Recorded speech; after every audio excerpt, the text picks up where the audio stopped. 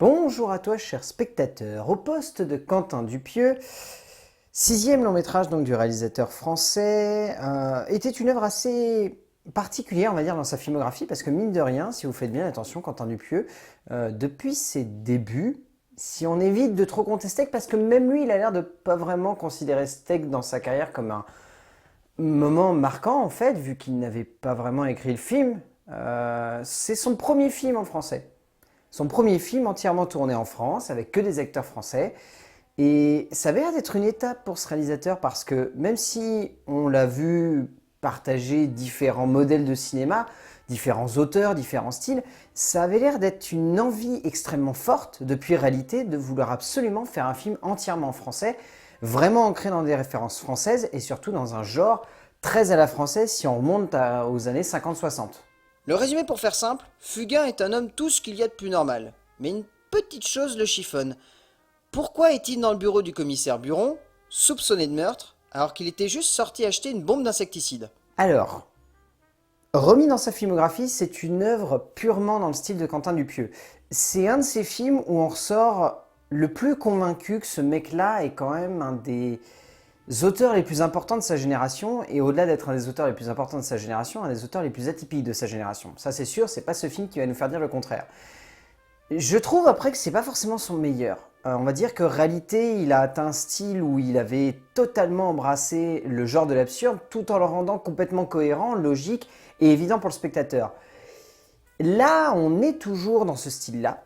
On a la lucidité, la clarté d'esprit, la finesse du geste, toute l'élégance en fait qui fait la forme et la force de son cinéma, mais réduit à son essence la plus pure sur un film de à peine 1h10, sans le générique, ce qui est quand même très court.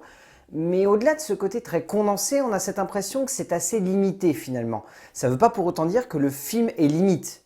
Bien au contraire, le film est très intelligent, d'une grande finesse, très fun et divertissant, mais on sent que c'est limité. On sent que Dupieux a peut-être pas emmené l'absurde au maximum de son potentiel, contrairement à ses précédents films. L'absurde est complètement unique. C'est un genre qui demande un tact et une réflexion profonde lorsque l'on cherche à l'adapter au cinéma. Mais au fond, il peut également être la parfaite représentation d'un septième art, poussé dans un extrême aussi troublant et déroutant que jouissif sur le papier et sur la toile. Quentin Dupieux, ou Mister Oiseau pour les intimes, en a fait sa marque de fabrique, en parvenant à mêler de nombreux genres au cœur de celui-ci, et c'est dans ce contexte que son film policier s'inscrit, comme étant une œuvre absurde qui peut sembler jusqu'au boutiste, voire proche de la blague qui tourne mal, mais honnêtement, c'est du grand Dupieux, pour un moment de cinéma assez jubilatoire. En termes d'écriture, c'est très intelligent de la part de Dupieux d'avoir vraiment misé l'entièreté de son film sur une narration très condensée. On sent qu'il n'a pas voulu partir dans une espèce de trame romanesque comme ça pouvait être le cas, peut-être pas sur Wrong Cops, mais en tout cas sur Wrong, Rubber et son dernier Réalité, où il y avait vraiment cette envie de créer une grande trame narrative, créer une espèce d'immense tableau humaniste où dedans il y aurait de l'absurde qui se mêlerait comme une évidence et où justement cet absurde viendrait contrebalancer une forme de réalité un peu biaisée. Là, c'est beaucoup plus condensé. On est plus proche de Wrong Cops dans ce sens où on a vraiment un truc très simple. Un postulat de base, limite un concept en fait, qui se pose là face au spectateur et qui va évoluer au fur et à mesure que la narration va avancer. C'est pas forcément un concept duquel on ressort en se disant c'est hyper innovant. C'est plus un concept duquel on ressort en se disant ça nous rappelle des films comme Garde à vue ou certains polars des années 50-60 très français. J'aime beaucoup justement ce style qu'a Dupieux dans sa manière d'écrire toute son histoire, de se référencer justement à ces classiques du cinéma policier des années 50-60 français. Mais après, il ne faut pas se voiler la face, ça reste tout de même très simple. Pas forcément simpliste, ni cliché, ni grossier, c'est impossible de toute façon chez Dupieux de faire des trucs comme ça. C'est plus que ça reste très simple, ça repose vaguement sur un concept où deux personnages vont s'affronter, ou en tout cas vont se jouer une petite bataille de duel de dialogue. Et c'est justement le plus gros point fort d'ailleurs du film. Toute l'écriture repose sur un art subtil du dialogue, sur une composition d'un ensemble de face-à-face vocaux qui sont supposés imprimer quelque chose de fort dans la tête du spectateur. Et c'est cela qui ressort de l'œuvre écrite par l'auteur français, cette sensation de voir des dialogues avant tout très sincères et également bien fumés. Que ce soit toute la description de la soirée de Fugain ou que ce soit encore cette magnifique séquence autour du «c'est pour ça», on a vraiment cette impression de voir le metteur en scène s'éclater à mettre en place un ensemble de situations burlesques au possible dans les dialogues qui permettra ensuite au cinéaste de jouer avec cela avec sa caméra. En termes de mise en scène, alors Dupieux, j'aime beaucoup la manière avec laquelle il joue avec son décor sur ce film. C'est un décor qui est très stylisé. On a un plafond entièrement couvert de lumière. Il y a ce style, voilà, très... je ne saurais pas comment dire, même dans les formes qu'il utilise, dans les pièces, les couloirs, le style graphique, il y a cet absurde qui est toujours présent. Je ne sais pas comment il fait, mais même dans le choix de ses décors, dans la manière avec laquelle il les filme, le choix parfois d'utiliser une courte focale qui va avoir tendance à encore plus déformer un décor déjà déformé, ce bureau de police, là, le bureau du commissaire Buron qui est quand même assez surréaliste, qui a une espèce de forme de poire, on ne sait pas d'où ça sort, qui a une petite fenêtre mais complètement coincée sur le côté, ce qui fait que personne ne peut la voir. Il y a cette espèce d'envie de, même dans le décor, apporter de l'absurde pour que le spectateur soit dérouté, se pose constamment des questions et remette en cause presque ce qui se passe face à lui. C'est hyper fascinant de voir à quel point Dupieux s'accapare tous les éléments de l'absurde. C'est pas uniquement un cinéaste qui va faire en sorte de, par le biais juste d'une identité, d'un style, d'un geste, essayer d'aborder vaguement l'absurdité de l'humanité ou le rapport complètement absurde qu'entretiennent les êtres humains avec la société.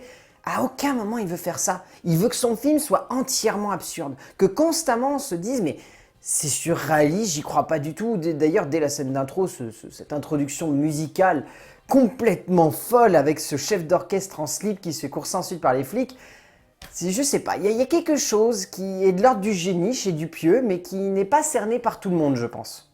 Et en même temps, c'est pas si difficile à imaginer que ça. Dupieux est un auteur de génie. Mais son style est assez difficile d'accès, donc peu étonnant que si vous n'êtes pas trop conquis dès les premières minutes, vous risquez de clairement passer un long, voire même très long moment qui ne sera pas forcément très agréable.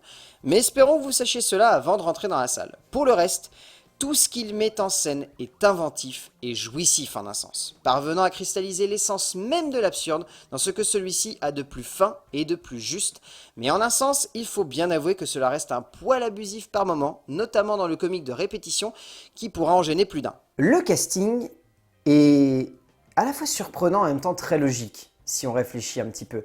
Anaïs de Moustier, Marc Fraisse, Philippe Duquesne, c'est des acteurs qui semblent évidents en fait dans l'univers de Dupieux. Philippe Duquesne, c'est un mec qui est très candide dans son physique et dans sa manière de jouer. Anaïs de Moustier, c'est une fille qui a jamais su se fixer vraiment dans un style de long métrage. Elle a toujours été avec des auteurs devenant d'univers très différents. Marc Fraisse, que je suis depuis On ne demande qu'à en rire, qui a un mec qui a un charisme de dingue si on sait bien l'exploiter. Là, Dupieux, il s'en sert à 200% et il s'en sert de tellement belle manière.